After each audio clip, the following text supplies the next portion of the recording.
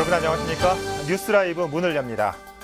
마포구의 첫 중학교 무상교복 발표에 이어 강동구는 서울에서 처음으로 고등학교 교복비를 지원하겠다고 어제 밝혔습니다. 이렇게 교복이 공공재적인 성격으로 탈바꿈되고 있습니다. 그런데 단순히 금액적인 지원으로만 끝날 게 아니라 주민 세금이 투입되는 만큼 현실적인 교복 단가 산정, 그리고 지역 내 교복 소상공인들과의 상생도 고려해야 할 부분일 겁니다. 9월 21일 뉴스라이브 지금부터 시작합니다. 오늘의 헤드라인입니다. 금천구의회 구정질문에서 가산동 흙막이 붕괴 사고와 신안산선 이슈 등 굵직한 지역 현안들이 화두에 올랐습니다.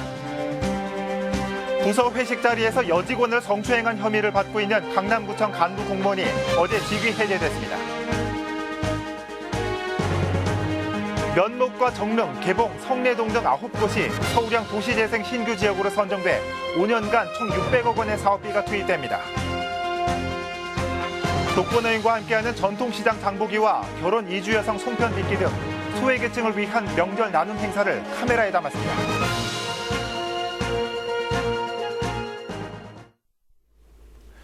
금천구는 최근 안전과 환경, 교통 분야의 이슈로 뜨겁습니다. 가산동 흙막이 붕괴 사고, 수입차 도장시설, 신안산선 관련 이슈에 주민들의 관심이 높은데요. 금천구의회에서 진행된 구정질문을 통해 구청의 입장을 들어봤습니다. 엄종규 기자입니다. 시행사, 감리 등 사고 책임 소재를 물어야 된다고 보여지는데 이와 유사한 사고가 재발되지 않도록 향후 대책을. 지난달 발생한 가산동 공사 현장 흙막이 붕괴 사고 발생 20여일이 지났지만 발생 지점 주변 아파트 주민 약 4분의 1은 안전에 대한 우려로 아직 집으로 돌아가지 못하고 있습니다. 철저한 원인 조사와 복구, 재발 방지 대책에 대한 주민들의 요구가 높습니다. 10월 말까지 정밀 안전 진단을 거쳐 복구 방안을 마련할 것이며 앞으로 모든 굴토 공사장은 굴토 심의를 하고 심의위원회 토질 및 집안 전문가를 추가로 위촉하겠으며 장기적으로는 지역 건축 안전센터를 설치하여. 최근 환경영향평가 공람으로 밝혀진 신안산선 출입구 변경 문제와 주거시설 인근 수입차 도장시설 건립 문제도 의회에서 다뤄졌습니다. 의원들은 두 현안 모두 구민 생활에 영향을 줄 수 있는 만큼 집행부의 책임 있는 자세를 촉구했습니다. 법과 제도적으로 하자가 없다고는 하나 도장시설은 인근 지역과 금천구 전체 주민의 생존권과 환경권을 위협하고 있습니다. 출입구의 개수가 축소되었고 역사 위치도 변동이 있었습니다. 주민 간의 갈등으로 문제가 번져가고 있는 상황입니다. 하지만 집행부의 답변은 제한적인 구청의 권한을 반영하듯 한계를 여실히 드러냈습니다. 주변 대기질 측정과 전문가 자문 등 객관적 자료를 근거로 주민의 불안감 해소와 쾌적한 환경권 보호를 위해 최선의 노력을. 우리 구는 주민들이 의견과 같이 기존 재정 사업 시 설계 내용을 반영하여 사업을 추진해달라고 전달할 예정입니다. 지역 이슈에 대해 높아진 주민들의 목소리, 반면 역할이 제한적일 수밖에 없다는 구행정, 접점을 찾기에는 시간이 필요해 보입니다. 드라이브 서울경기 케이블TV 엄중규입니다. 화양동 옛 자동차 운전학원 용지에 대규모 아파트 건립이 예정돼 있습니다. 그런데 설계에 따르면 현재 구의 초중학교 학생들의 통학로 방향에 아파트 진출입로가 계획돼 있어서 학부모의 반발이 터져나오고 있습니다. 조성엽 기자입니다. 35,000제곱미터 크기의 옛 동아자동차 운전학원 용지입니다. 이곳엔 731세대 규모의 아파트 건설이 예정되어 있습니다. 아파트 예정 용지 남쪽 방향엔 병설 유치원과 구의초, 구의중이 맞닿아 있고 동쪽 편은 학생들의 통학로로 이용됩니다. 그런데 아파트 차량 진출입로를 통학로 방향에 설치한다는 사실이 알려지면서 학부모와 학생들의 반발이 일어나고 있습니다. 현재 통학로의 폭은 6m가량으로 차량이 교차하기에도 좁은 데다 인도와 차로에 구분이 없어 학생들의 안전을 위협받고 있는 상황. 여기에 아파트 차량 진출입로까지 생기면 그 위험이 가중된다는 설명입니다. 그 차 주차되어 있는 상태에서 차량이랑 애들 맞물려야 돼서 아주 안전에 아주 위험이 너무 심하거든요. 그 설계상으로 놀이터가 있는데 그거랑 이제 체인지가 가능한가? 거기는 아이들이 크게 많이 다니질 않아요. 또 구의중학교에서 9m가 떨어진 곳에 터파기 공사가 예정돼 있어 또 다른 걱정의 목소리도 제기되고 있습니다. 공동주택 실직 공사 예정지에 지하 외벽선이 지나치게 좁아서 과연 터파기 공사 등 기초 공사 시 근접 체육관과 급식 시설 안전에는 문제가 없는지 여부입니다. 이에 대해 군은 아파트 진출입로를 바꾸려면 아파트 지하층 구조와 동배치를 재심의해야 하는 어려움이 있다며 사실상 불가하다고 밝혔습니다. 다만 등하굣길 안전성을 확보하기 위해 통학 시간에 직진 차량의 통행을 금지하는 교통체계나 일방 통행을 검토하겠다고 전했습니다. 터파기 공사의 경우 학교와 거리가 있어 안전 문제가 없을 것으로 판단하지만 직접 현장을 둘러보고 재판단하겠다고 말했습니다. 구 동아자동차 아파트 터파기까지의 이격거리가 9m에서 14.5m까지 돼 있기 때문에 커다란 문제가 있고, 하지만은 저는 다시 한번 현장을 답사하고 검토하도록 하겠습니다. 아파트 건립은 올해 내 시작될 전망입니다. 학부모들의 걱정이 기후에 지나지 않도록 구와 아파트 시행사의 철저한 대비가 필요해 보입니다. 딜라이브 서경기 케이블 TV 조성엽입니다. 서대문구 한 선거구에 주민명부가 유출돼 선거에 이용됐다는 의혹이 구의회 도마위에 올랐습니다. 구민정보 유출을 놓고 정부가 고시한 안정성 확보 조치 기준이 제대로 이행되지 않은 것 아니냐는 질책이 이어졌습니다. 오신영 기자입니다. 지난 2012년 19대 총선 당시 서대문구 13만여 명의 주민정보가 유출됐다는 논란이 일고 있습니다. 이름과 연락처, 주소 등으로 당시 새누리당 선거 캠프에 주민정보가 넘어갔다는 의혹입니다. 주민정보 유출과 관련해 정의당 임한솔 서대문구 의원은 당시 구가 정부가 고시한 안전성 확보 조치 중 접근 권한 관리 정책 등 일부 조치를 제대로 이행하지 않았다고 지적합니다. 또 구청 내 부서별로 조치 기준을 다르게 적용한 점에 대해서도 문제를 제기했습니다. 우리 국민들의 개인정보가 유출된 것으로 추정되는 시점이 2011년 10월인데 그보다 한 달 앞서 고시된 정부 기준을 즉각 일괄 시행했더라면 개인정보 유출 관련 직임의 의혹이 제기될 일이 발생하지 않을 수도 있었을 것입니다. 이에 대해 서대문구는 정부가 고시한 시기 전부터 방화벽 시스템과 DB 접근 제어 시스템 구축 등 안전성 확보를 위한 조치를 꾸준히 이어왔다는 입장입니다. 다만 USB 등 보조 기억 매체에 대한 시스템 고도화의 필요성에는 동의했습니다. 2011년 개인정보보호법 시행 이전에는 주민등록법, 공공기관 개인정보 보호에 관한 법률 등에 의거해서 그리고 그 이후에는 앞서 말씀드린 바와 같이 개인정보보호법에서 규정한 각 개별 규정에 의해서 개인정보에 관한 조치사항을 이행해 오고 있습니다. 일부에선 2011년 이후 유사한 방식의 정보 유출이 더 있을 가능성에도 무게를 두고 있는 상황. 서대문구는 현재 수사가 진행 중으로 수사 결과가 나오기 전까지 결과를 지켜보겠다고 밝혔습니다.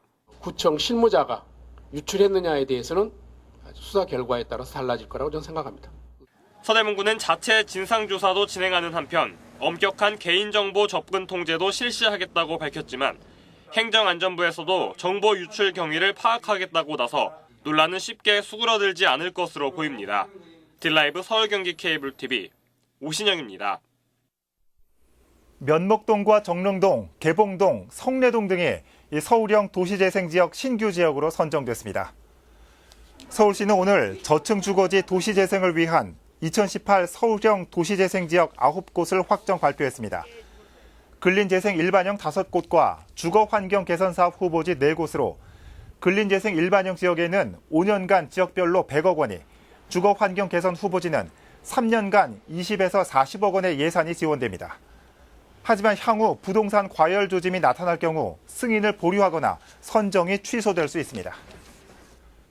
오늘 새벽 3시 20분경 서울 개봉동의 개봉지하자도 인근 남부순환도로에서 청소 차량에 방음벽을 들이받는 사고가 났습니다. 이 사고로 차에 타고 있던 환경미화원 50세 윤모 씨 등 2명이 다쳐 인근 병원으로 옮겨졌습니다. 경찰과 소방당국은 윤 씨가 차선을 바꾸던 중 빗길에 미끄러졌다는 진술을 확보하고 정확한 사고 원인을 조사하고 있습니다.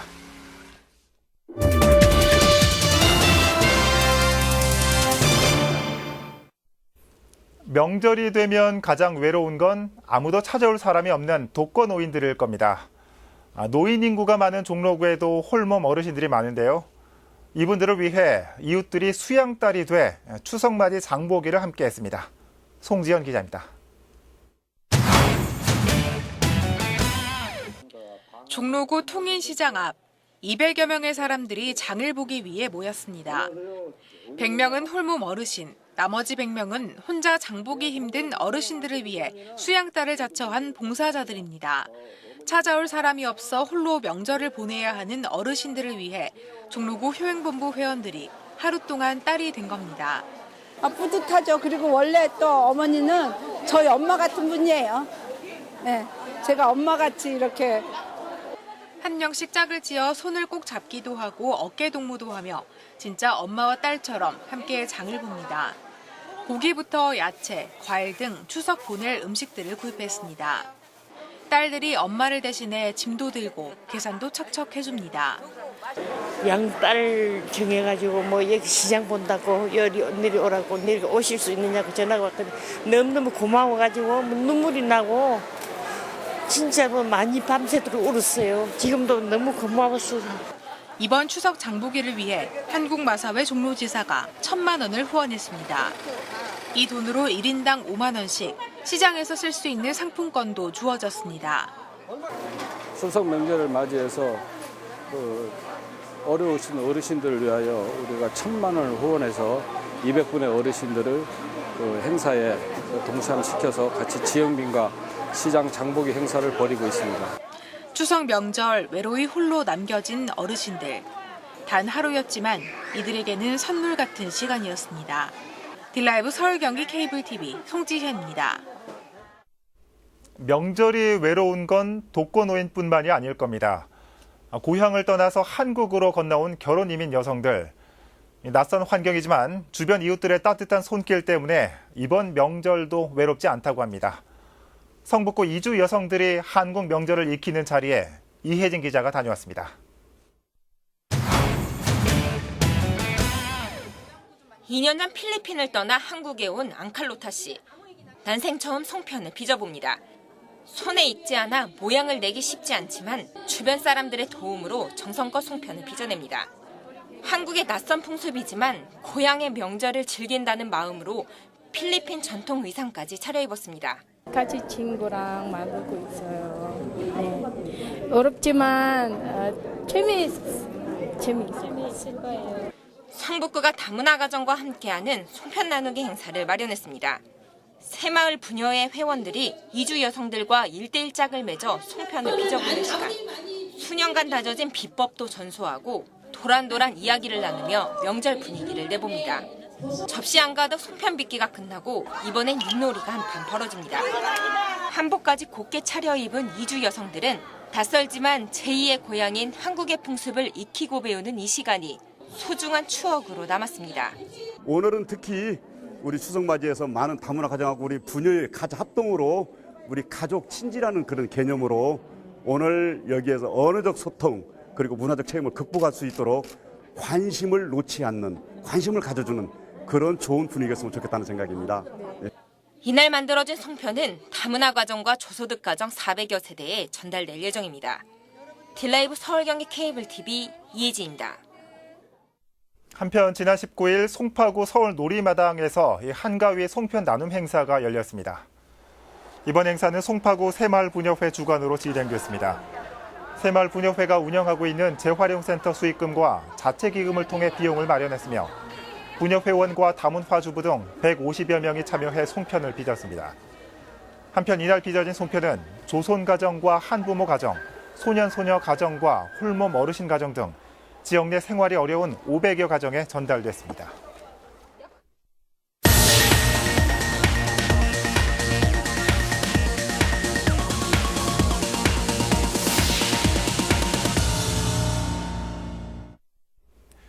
성북구는 어린이집과 아동센터 등을 대상으로 공공급식을 시행하고 있습니다. 올해는 담양군과 협약을 맺고 급식 재료를 조달받고 있습니다. 안전한 급식을 위해서 식재료를 점검하고 평가하는 지킴이 단도 발족했습니다. 이혜진 기자입니다. 당일 아침 산지에서 수확해 직배송된 채소와 과일들.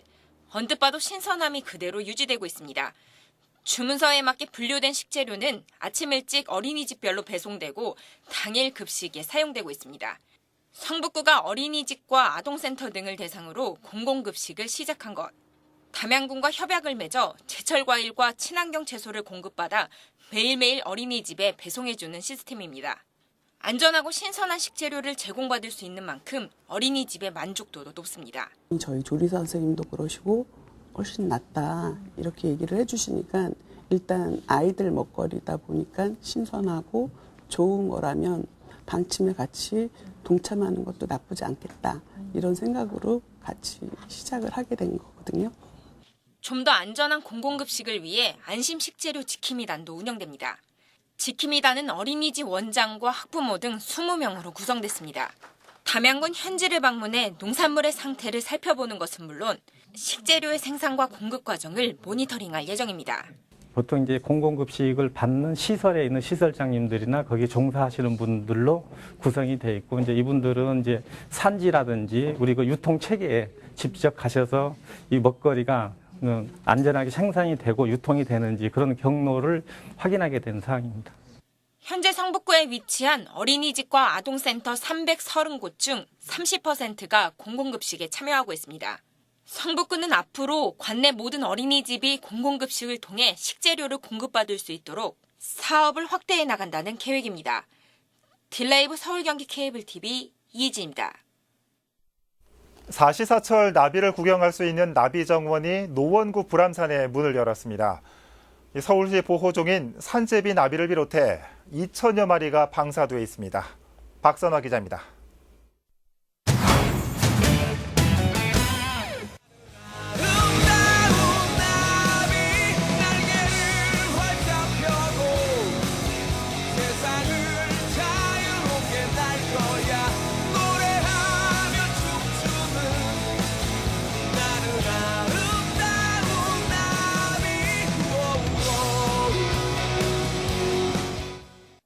형형색색 나비가 온실안을 날아다닙니다. 꽃을 발견하고는 잠시 꽃밭에 앉아 꿀을 머금습니다. 애벌레가 나뭇잎을 갉아먹는 모습까지 관찰할 수 있는 곳. 노원구 불암산 나비정원에선 서울 보호종인 산제비 나비와 남방 호랑나비 등 5종 2,000마리 나비를 바로 눈앞에서 볼 수 있습니다. 배추인나비, 호랑나비, 남방노랑나비, 제비나비, 암끝가문 표범나비에서 5종이 2,000마리 정도가 지금 방사되어 있고요. 언제든지 오시면은 이렇게 보실 수 있습니다. 노원구 불암산에 나비정원이 개장했습니다. 온실 옆에 있는 사육 배양실에선 나비를 직접 산란 부화시킵니다. 자연 채광을 위해 투명 유리로 설계됐고 나비 생존 적정 온도인 25도를 유지합니다. 때문에 사계절 내내 관람이 가능하며 이는 전국 최초라는 설명입니다. 겨울철에도 나비를 볼 수 있다라는 그게 유일한 아마 대한민국에서 처음 있는 유일한 시설입니다. 겨울에도 나비를 볼 수 있는. 노원구는 앞으로 3개월간 관람료를 받지 않을 계획입니다. 이후에는 구의회 조례 제정을 거쳐 적정 수준의 이용료를 받겠다고 밝혔습니다. 관리와 운영에 필요한 최소한의 비용이라는 설명입니다. 딜라이브 서울 경기 케이블 TV 박선화입니다. 서울시의회 지방분권 TF 등 의회 기자회견장에서 지방분권 종합계획에 대한 전국 시도의회 공동 입장을 발표했습니다. 서울시의회 지방분권 TF 김정태 단장과 소속 의원들이 참석한 가운데 열린 기자회견에서는 정부의 자치분권 종합계획에 전면 수정을 요구하는 내용이 발표됐습니다. 특히 주민의 권리와 참여를 보장하는 주민자치회 제도는 공무원의 자리 만들기 제도라며 우려를 나타냈습니다. 또한 수건과제인 정책지원 전문 인력과 인사권 독립, 자치입법권과 조직권 등의 내용이 누락됐거나 형식적이라며 지방의회 패싱이라고 비판했습니다. 전국시도의회 공동입장문은 지난 14일 제3차 전국시도의회 의장협의회에서 결의한 것으로 19일 오전 10시에 동시 발표가 이루어졌습니다. 강남구는 GS리테일과 위기가구 발굴과 1인 가구 고독사 예방을 위한 업무 협약을 체결했습니다. 지난 18일 강남구청에서 열린 협약식에는 강남복지재단 이사장과 GS리테일 편의점 사업부 부문장, 강남구청 복지정책과장이 참석했습니다. 협약에 따라 강남구는 생활 밀착형 업소인 GS 편의점 118곳을 이웃지킴이 거점업소로 지정했습니다. 지정업소에는 안내문과 함께 위기 가구를 발견하면 즉시 신고할 수 있도록 카카오톡 플러스 강남 좋은 이웃을 통해 상시 신고를 받고 있습니다. 홍대에 걷고 싶은 거리 버스킹 관련 의견 청취가 지난 19일 경의선 책거리 운영사무실에서 열렸습니다.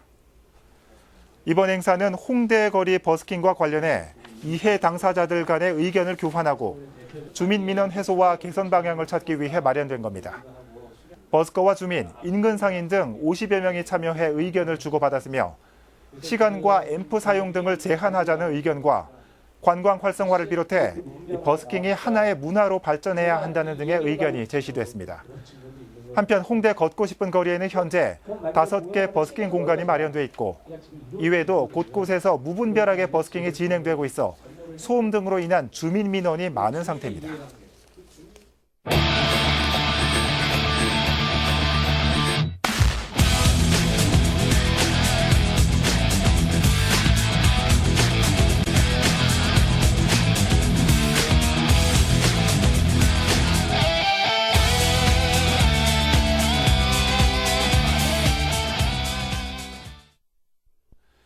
오늘 오후 대부분의 비가 그친 뒤 추석 연휴 동안에는 맑고 다소 선선한 날씨가 이어질 전망입니다. 지난해 추석에 비하면 다소 짧아진 연휴 기간이지만 그렇다고 가족과 친지들에 대한 반가움까지 덜하진 않겠죠. 이번 연휴 하루 정도는 서울 곳곳에서 마련되는 다양한 고궁 행사와 문화 축제들 참여해 보시는 것도 좋을 것 같습니다. 행복한 명절 보내십시오. 시청해 주셔서 고맙습니다.